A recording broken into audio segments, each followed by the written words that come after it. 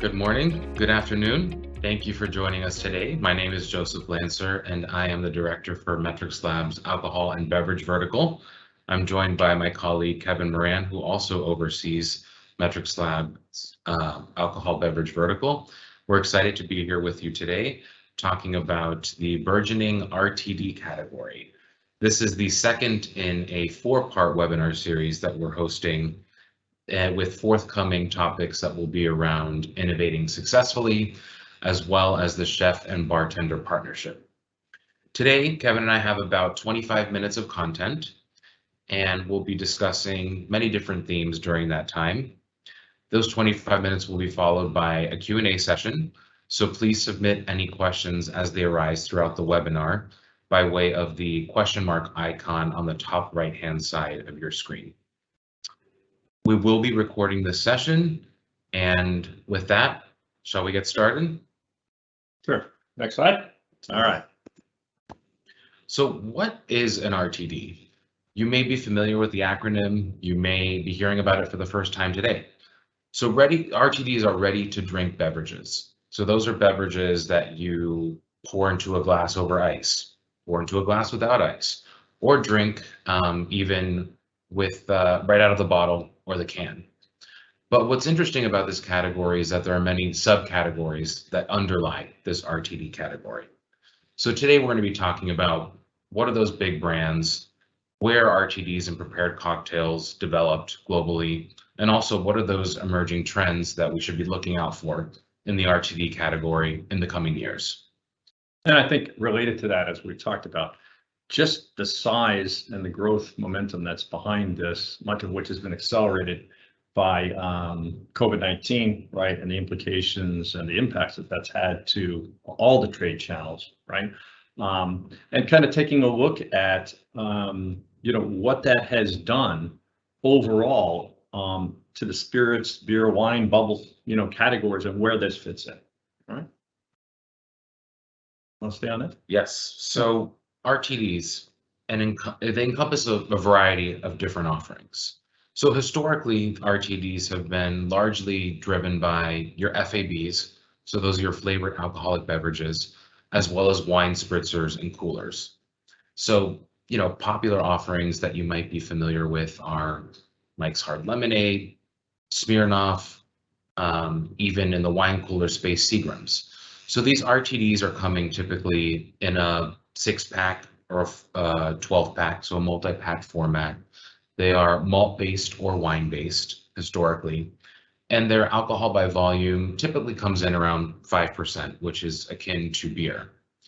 However, what we've been seeing in recent years is that different subcategories have been really been supported by growth within this RTD category.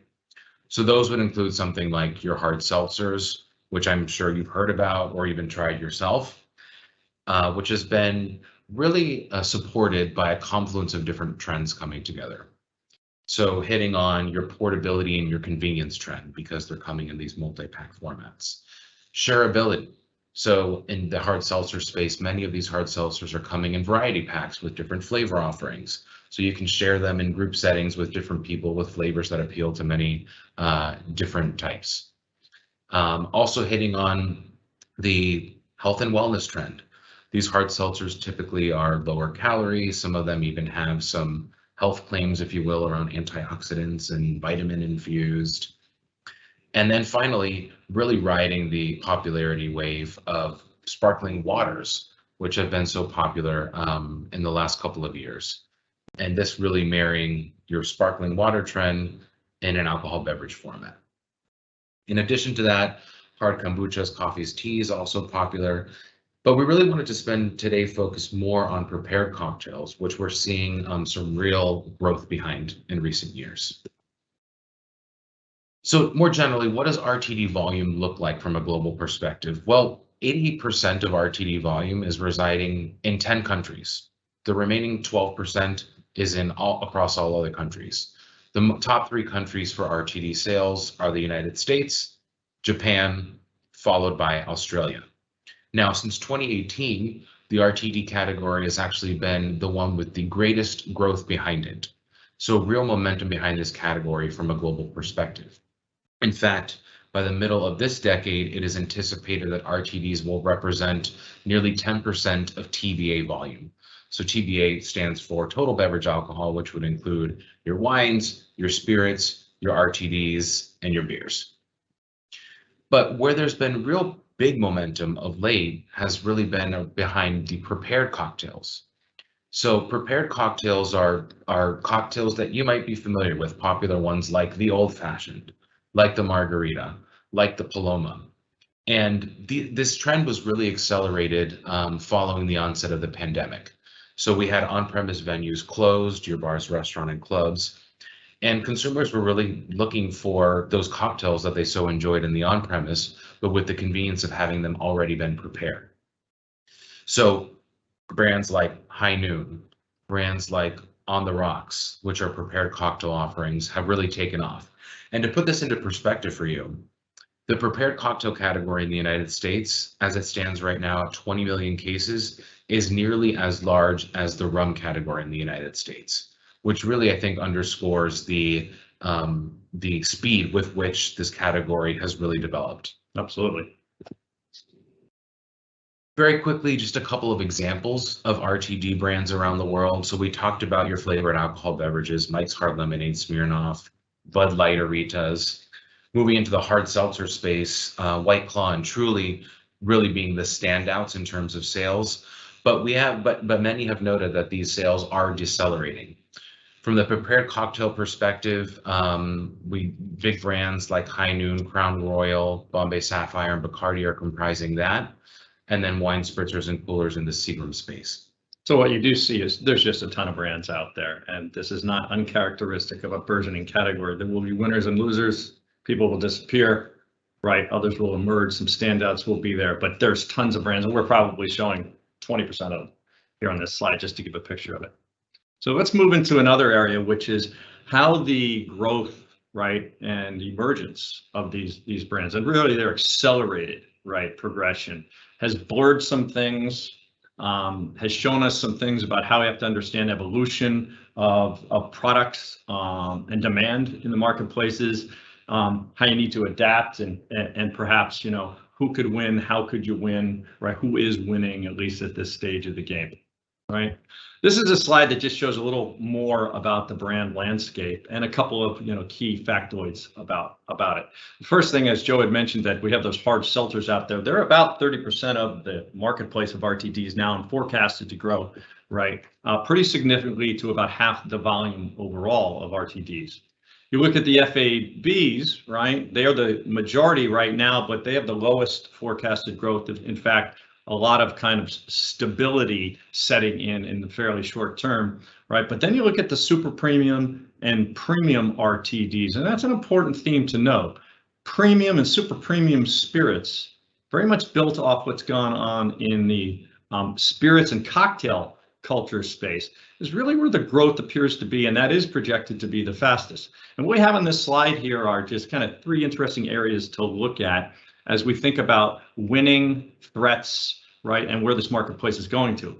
If I look to the left here, we affectionately kind of call these dad's brands, right? The Bud Light Seltzer, right? The Mike's Hard Lemonade, big, they're in place, not necessarily catching the world on fire, right? But they're stable and they're there. It's interesting, though, if you contrast that to, you know, who is really doing well now, and that are new brands over on the far right. Brand names you never heard of. Look at a Cutwater, right, with their prepared cocktails. Look at High Noon at about 3 million cases, I think, at last count I saw doing that. And you got White Claw and Truly. But let's just keep Cutwater in mind for a moment as we think about winning in the future and threats as we move to this center space, right? Right now, you see premium brands, right, residing in this space, right? Some of which you know that are really trendy. Think about Aperol Spritz as a drink. Look at Jameson's as a brand. How about Crown, right? They're already out there with some of these offerings. But if I'm Cutwater and I'm offering a vodka and soda, right? What's going to happen, though, when Tito's, or if Tito's were to decide, right, to come in with a vodka, right, and soda, a Tito's and soda? This represents a significant threat from a premium brand right, in the space of spirits, right? And these are the kinds of things that marketers, sales folks, right, suppliers, brewers, vintners need to consider, right, in terms of where the marketplace is going. And we would suggest that this middle space is going to be the most interesting one to look at, right, as they kind of gear up and move forward and get moving forward in this space. The other thing about evolving and blurring is, is just this whole, understanding of the on-trade versus the off-trade versus e-com, right? And how we track, how we market, and the implications of that in terms of the growth here. I just want to pretend that I'm a 24-year-old, which is, less than half my age at the moment, right? And I just came home from work, right? And typically, I'm single. I want to eat dinner. What do I do these days? I might put in a mobile order, right, for a taco meal at my favorite restaurant, El Encanto, and I'm putting this time I'm going to go and I'm going to pick it up, right? But I also want a top shelf margarita. I'm going to have that delivered through Drizzly, right? And when I arrive for pickup at El Encanto, I notice on my mobile device, right, that they have an ultimate sangria. I'm putting in an order for that right now as well. And by the way, I'm also out of Patron, right? So I'm going to go to Amazon Go or Liquor Bar, or whatever it is, and have a bottle delivered to my house, right? Well, what is going on here? Is this the on-trade? Is this the off-trade? Is this e-com? When I get that bottle of tequila delivered, is that e-com? Is it off-trade? If you look at all these different things that are going on, there's this tremendous blurring that's occurring, right, on this space. And RTDs have contributed to that. And as we move and look at a couple of statistics here, you'll see that because they are playing everywhere and they're growing very much in the on-trade as well, right? Who can win? Sticking with that, right? If I think of a brewer versus a spirit supplier versus a vintner, right?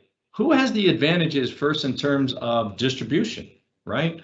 If I were thinking about control states, I would say, boy, I would love to be a vintner or a brewer because I don't have to deal with bailment and all the other things that the spirit suppliers traditionally have had to deal with depending on the restrictive nature of the control state structure, right? On the other hand, if we were talking about independent liquor stores and markets that were largely independent, right, I wouldn't mind being, I would say, advantaged right to the spirit suppliers, right? C-stores, the beers, they're the winners, right? On-premise versus off-premise, though, I mean, here the spirits companies would seem to have some advantages for two reasons. Number one, they have good distribution footprints, and number two, there are influencers in there who they have spent tons of money, right, towards motivating them to and training them to understand their brands and how to serve them specifically in cocktails. And when I say influencers, the bartenders, the wait staff, and the like. And the other thing has to do with brand popularity, right? We've done some survey work since 2005 among consumers and bartenders, right? And we generally say, hey, what's the most popular brand? That's one of the questions. What's the most popular cocktail? Under brands, only once in 17 years in the top 10 list has a beer shown up. And that was about 12 years ago. I think it was Bud Light. It's always a spirit, right? Mindshare, the advantage of the spirits in terms of brand awareness and popularity among consumers and bartenders. So the influencers, right, says advantage spirits. So it's interesting if you think about where things are going, which is the on-trade, the off-trade, and e-commerce.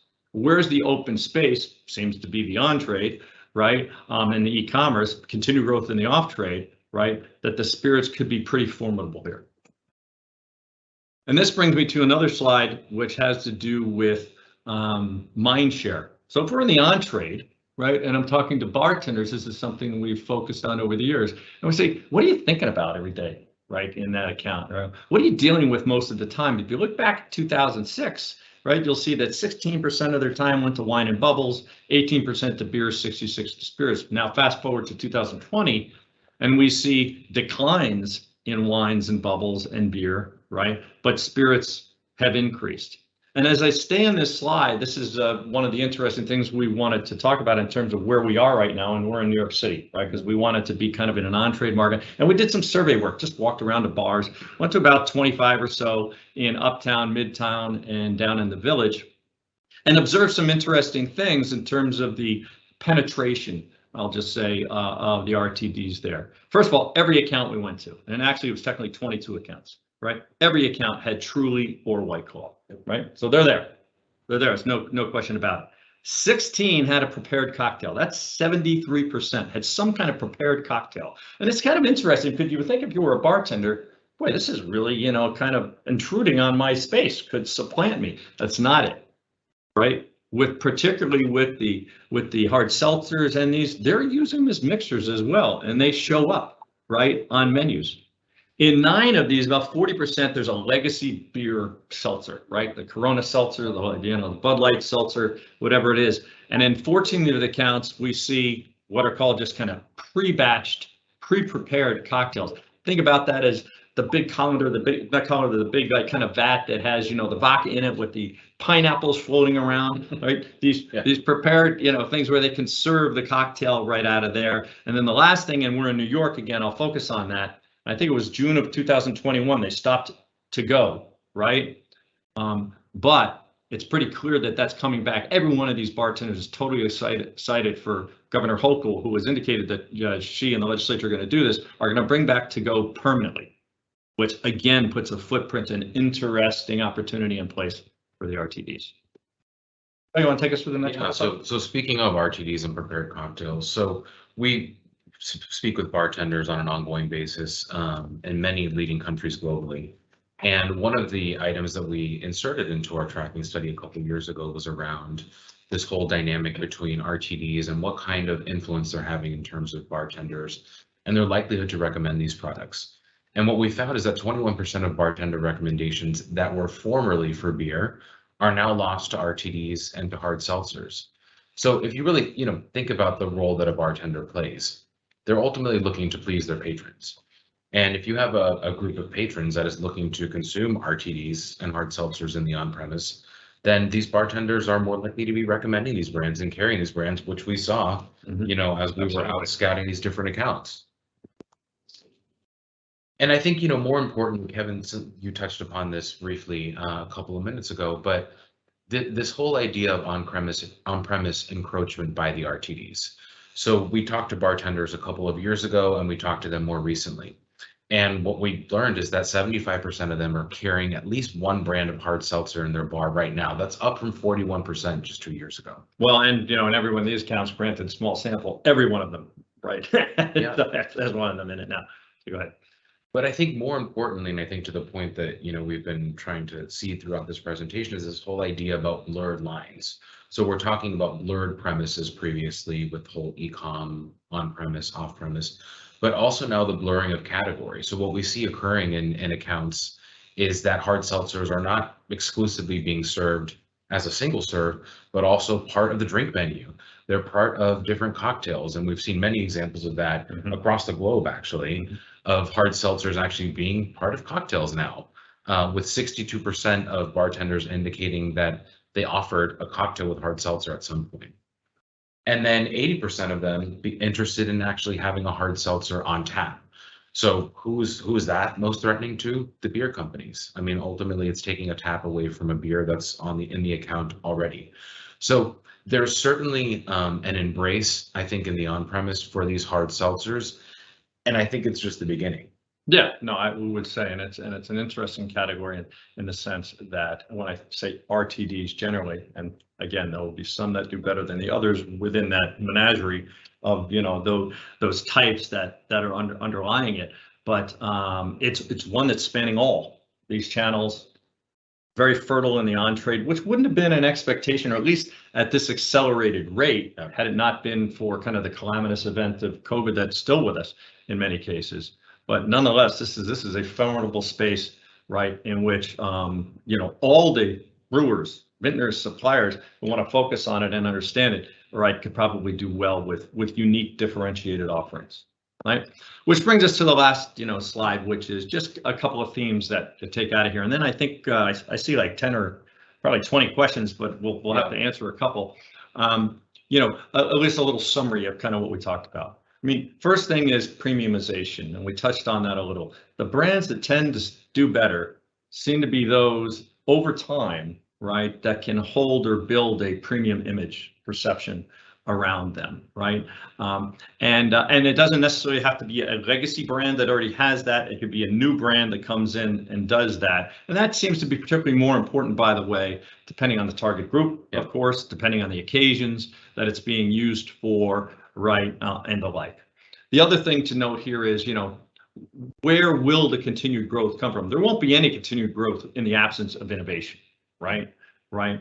But it does appear, at first glance, right, that moving toward that prepared cocktail space, right? And we've seen targeting at the brewers and beer in particular, right, has been successful to date. Does appear that those are things to consider. So building some kind of offering, probably spirits based, doesn't matter who does it, right, with a premium kind of notion to it, is something that might appear to be pretty good. Well, and if you think back to that slide that we showed previously with all of those really well-established brands that have yet to really creep into that space, I think that there's a lot of headway, right, for what's to come, particularly in the prepared cocktail space. Right, and we know through a lot of our work that these companies aren't sitting back and not doing this kind of exploratory work, or if not already way down the stage gate of production, right, and innovation. On-premise encroachment, I think we talked about that. It's there. It's not going away, and it's not just hand a can, or a bottle over the bar, right? It's mixing it. It's on menus. I think I saw like a Truly Mule or something in one of these places, which I'm not sure how that would taste, but I did see it on the menu, right? The expansion is not just U.S. This isn't a U.S. phenomena, right? This is something across the world. I think it's interesting to note that Australia, anybody who's been there or studied the market knows that it's traditionally been an RTD market in the on-trade. And when you think about the fact that it's 5%, I think was the number of global, but the population is what, 1/10 of the United States, for example. It's pretty impressive. And then the other thing about just thinking about the target market that these go to, right? LDA, let's just call it LDA to 29, for argument's sake. The importance of sustainability, right? The importance of ESG, right? All these things, right, kind of lend themselves to the opportunity to present packaging and other things that are sensitive, right, to the times that we're in. Yeah. So it's another thing that kind of works really well here. So we've seen some of that from the spirit suppliers already. What we haven't seen is that actually migrate to RTDs in terms of, and I'm talking specifically about packaging. But just from a very practical perspective, there are some supply issues with having enough aluminum to actually make these cans. That's right. So it may not even be something delivered, but actually necessary to actually keep up with supply. Right. And we've seen things, and again, we are supply constrained, but we've seen biodegradable spirits bottles, right? Well, there's a lot more packaging needed for, the 12-pack of variety of whatever it is. At least the package outside could be biodegradable. Right. Right. So there's plenty of opportunities here. So with that said, why don't we look at a couple of questions? Like I said, I think there's 17 I see there, but I guess in fairness, you want to do them in order? Let's do them in order. So we have about maybe 3 minutes. So let's try. Why don't you answer one and I'll answer one? All right. So let's go with the first one that came in. So why do you think spirits carry the greatest mind share in the on-premise? Well, I think I answered this for sure, but I'll reemphasize it. In the work we've done over many years, we do know that the spirits brands, right, tend to be the ones in terms of recall and popularity are the first ones that come to mind. So it would make a lot of sense that they would be the ones based on this mind share, and not just of consumers, but of the influencers, right, to have the greatest opportunity moving forward in these. So it's just, I think, based on popularity, and it's also based on the investments that have been made into the on-trade, primarily by the spirits companies, to the employees, right, to the people that work therein, right, the wait staff, the sommeliers and the wines, quite frankly, and bubbles, but especially the spirits around usage, right, and training and heritage on these that just really hammer home, right, and have been effective in saying you should be spending most of your time on spirits, right, and that's why I think it makes some sense. Got it. Go ahead. What's the next one? So the next one we have is I've been hearing a lot about no alcohol drinks being trendy. Have you seen this translate into RTDs? I have a comment after, when you asked it, Okay. I got a comment at the end. Actually, yes, and very recently. So I was reading an article just the other day about ABI investing in a brand called the Duchess, which is a no alcohol offering in Africa. In addition to that, De Kuyper recently coming out with no alcohol offering.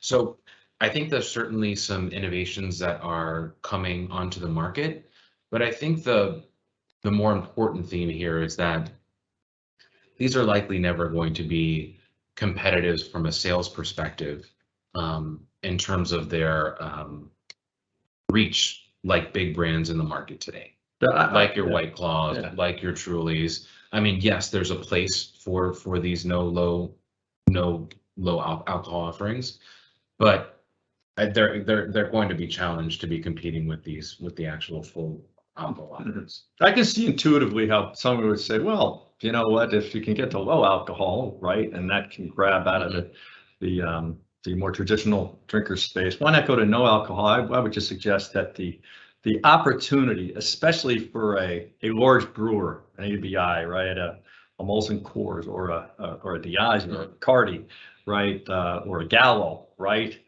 the size of the prize is just not there. I mean, let me give you an example. I could think back 30, 35 years, right, to a company that went after clearly the largest drinking population out there, men drinking beer with no alcohol, O'Doul. Yeah. I mean, where the heck is that today, right? Or Beck's had an offering at the time, and a couple of others as well over time. It's not that there's not a place for it, and it's not that it's not the responsible thing to do, right? And it's not that it couldn't cross over to a no alcohol spirits mock, right? Or a mocktail. But the point here is I don't see it as a significant threat in terms of size, and it certainly is dwarfed, right, by the opportunity in what we're seeing here in the RTDs that are, the low alcohol, trying to get a special liquid, right, that still allows us to enjoy that social occasion where alcohol does have a place. Right. And I think, one thing that I think the suppliers have been more deliberate about is actually creating offerings that are tasty, that are more representative of what a full offering might taste like. Yeah, it's a very good point. You can do it still and have some introduction of alcohol in it. The technology associated with taste, right, is advanced so much in the last 10 years. Just think about its introduction, like a flavor into whiskeys, right? Or what a flavor in a vodka was 20 years ago is like, is like a chemical versus the botanicals of kettle now, right? That tastes like you actually are drinking a rose with grapefruit or whatever it is, right? But in any event, I think that wraps it up for us. We're out of time. Want to thank everybody again. Would love to hear from you. Any questions we didn't get to, apologize. We'll answer them directly. And until next time, right, we'll just keep plugging away. Thank you very much. We'll be following up with this session with a one-pager that highlights some of the themes that we touched upon today, and want to thank you again for joining us. Until next time.